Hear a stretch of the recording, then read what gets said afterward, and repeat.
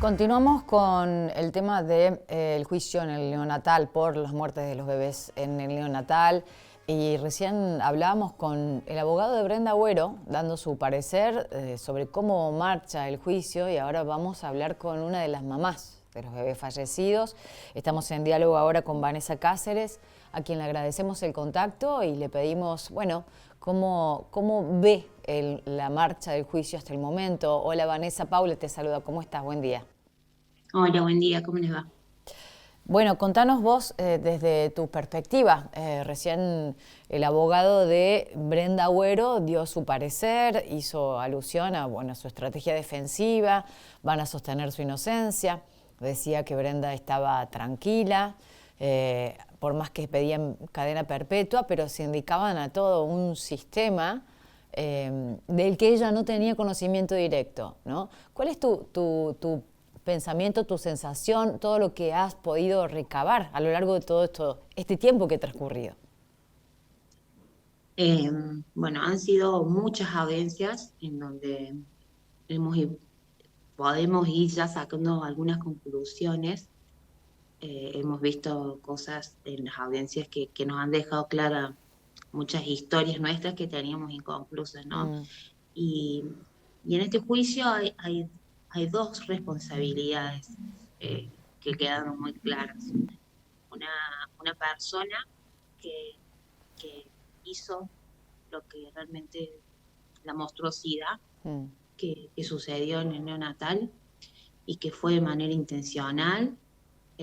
Quizás se descartaron un montón de hipótesis que la parte defensiva quiso plantar, como sepsis, como pruebas de laboratorio, como un montón de cosas que ya se han ido descartando, que se fue descartando ya en la etapa, perdón, instructiva, y que se han confirmado esas descartaciones de todas esas teorías, se ha podido ir descartando también en la etapa de juicio. Entonces queda únicamente señalada una persona, que es la que intentó, eh, en muchos casos intentó asesinar a los bebés, y en 5 casos que logró cometer su cometido, ¿no? Eh, por un lado eso. Y por otro lado, toda una estrategia de complicidad y encubrimiento de parte de los funcionarios que fueron los que permitieron que una persona, todo el descontrol que hubo en un hospital, es lo que permitió que una persona pudiera actuar de esta forma. ¿Vos decís El que una sola modo, persona actuó?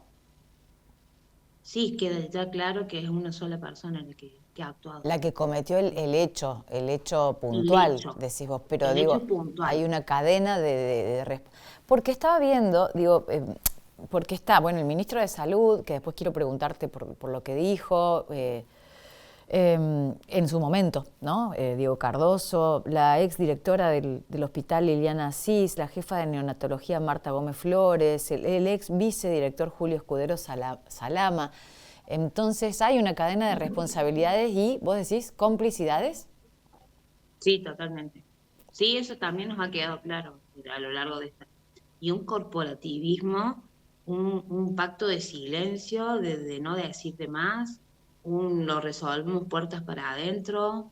De hecho, nosotros nunca nos avisan nada. Nosotros nos enteramos cuando se enteró cualquier ciudadano de toda esta catástrofe mirando un noticiero, sentados en nuestra casa. Hubo una cadena de complicidad que se vio a lo largo de todas las audiencias, que no salieron de ese libreto, ¿Qué ¿no? fue lo que a vos te dijeron cuando tu bebé falleció? No, en ese momento me dijeron que no entendían cómo tenía el daño que tenía mi hijo en el corazón, y le entraban a buscar causas médicas y antecedentes y si yo tenía algo, y nada justificaba el daño que tenía mi hijo. Entonces nosotros nos quedamos como que algo tenía en el corazón, pero no sabíamos a causa de qué.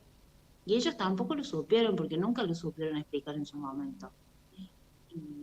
Y bueno, así nos fuimos de ese hospital, no entendiendo qué había pasado, pero sabiendo la consecuencia que había tenido en él. ¿Y con y cuántos después, meses o con cuánto tiempo pasó también la muerte de los otros bebés o el intento de las descompensaciones? Porque yo recién le preguntaba al abogado de Agüero qué pasa que no se denunció todo esto antes. Si Brenda, como sostienen ellos, es una perejil, alguien que estaba en el medio y que funcionó como alguien que determinó la parte final de un proceso que se venía gestando y que estaba en otras responsabilidades superiores, ¿cómo no se denunció antes esto? Digo, por parte de las autoridades, ¿no? y es que ese fue el problema, y eso es lo que lo hace tan culpables como ella, porque de haber actuado, se podrían haber evitado un montón de otros casos. Eh, Ellos supieron que mi hijo se manejó como algo que no supieron explicar qué pasó. Pasó la muerte de mi hijo y en el mismo día hubo otro bebé descompensado. Tampoco supieron qué pasaba, pero siguieron. Al otro mes volvió a morir otro bebé que tampoco sabían qué le había pasado y ahí se entraron empezar a encender las alarmas y a decir, ¿qué está pasando? Claro. Más allá de eso, lo seguían manejando puertas adentro. A ver, hagamos una causa raíz, veamos qué puede ser, si puede ser la vitamina K. Estuve en la vitamina K no era. Y seguían sin denunciar, seguían sin exigir autopsias, en donde a lo mejor podrían haber, porque nosotros nos daban a elegir las autopsias. Cuando una muerte es dudosa, ya nos ha quedado claro en lo largo de estas audiencias que ellos tienen que exigir una autopsia judicial, porque así no te la veas venir, puede ser una sospecha de criminalidad. ¿Y a ustedes le daban a Entonces, elegir? sí, a nosotros nos ofrecían una autopsia clínica. ¿Y ustedes qué dijeron? Incluso en la clínica no iba a salir el potasio, porque no se estudia toxicología Claro. en la clínica. No, nosotros en ese momento, No querés saber nada. claramente, nunca desconfiamos de algo de esta magnitud. Yo creo que a ninguna persona se le ocurre. Mm. Eh, y nosotros aparte nos decían, una autopsia de esta va a demorar 7 días, a lo mejor no termina de saber realmente qué es lo que le pasó con tu hijo. Imagínense nosotros en ese En medio del momento con el dolor, shock, claro. en el medio del dolor, de tener que volver a una casa, de volver. A ver, no, yo tenía que darme el alta y tenía que ver a mi hijo, casa, buscar a mis otros hijos y salir a enterrar a mi hijo. No, no, claro. Eh, Ha sido un horror cómo se han manejado las autoridades y por eso es que estoy tan decepcionada en cuanto a las penas que se les está pidiendo. Recordemos, si vos tenés así a grandes rasgos, a Brenda Perpetua, pero también al resto de los funcionarios, a Diego Cardoso, por ejemplo, condicional, a la responsable del neonatal, 2 o 3 años, me parece. ¿Las tenés ahí más o menos? Sí, a 3 funcionarios, a la directora, al vicedirector administrativo y a la encargada de neonatología se les pidió únicamente la prisión efectiva, hablando de 4 años, ¿no? 3 años, Mm. inhabilitación de 3 años, a los únicos que se les ha pedido efectivo. Y al resto, al ministro, al secretario de salud, eh, a un montón de otros funcionarios, únicamente libertad, prisión condicional. La verdad que nos parece una burla. Mm. ¿Qué expectativas tenés de lo que queda? Porque recordemos que esto ya está entrando en la etapa definitoria, digamos, ya falta poco para conocer la definición, las sentencias. Y las expectativas ahora las tengo puestas bueno, en nuestros abogados, nosotros, y los abogados querellantes, ¿no? Que tienen que salir ahora en estos momentos de esta semana que arranca con los alegatos Mm. y que consideramos todos que esto no es lo justo, esto no es lo que estábamos buscando.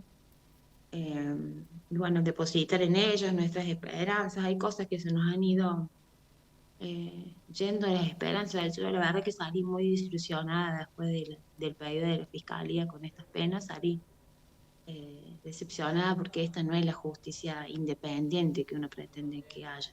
Mm. Yo creo que la sociedad está esperando que los funcionarios dejen de tener privilegios, que realmente paguen como cualquier ciudadano y que más allá de haber sido excelentes médicos o no, eh, en el momento de haber realizado sus tareas, esa tarea de incumplimiento que hicieron, de callarse, de encubrir, de complicidad, generó más muertes y a nosotros nos modificaron la vida.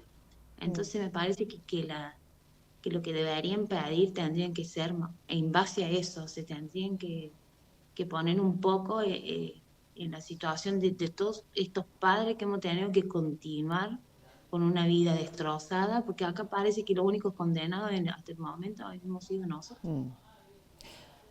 Vanessa, que tengo entendido que Brenda Agüero le dirigió unas palabras a las mamás que perdieron a sus bebés. ¿Qué dijo? ¿Qué les dijo? No, ella no dirige palabras de nosotros, Mm, no, no, de ninguna forma. Ella en las audiencias por lo único que se conmueve es por su mamá.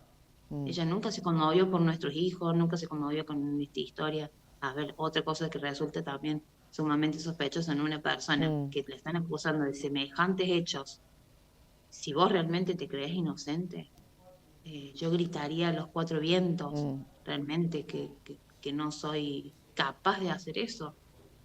Y ella lo único que dice es que ella no es y se conmueve únicamente cuando hablan de su familia.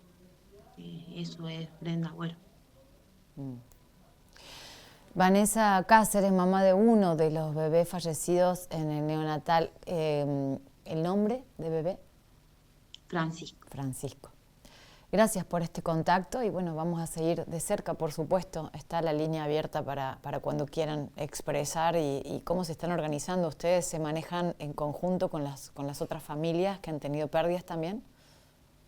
Sí, tenemos distintos abogados que nos Mm. representan, pero bueno, todas nos une el mismo dolor y la misma necesidad de que se haga justicia por todo esto. Te agradecemos el contacto, Vanessa. Gracias a usted. Vanessa, entonces, una de las mamás, ¿no? En este caso que conmueve y que es noticia a nivel nacional por la magnitud de los hechos, por lo que significa, ocurrido en realidad en 2022.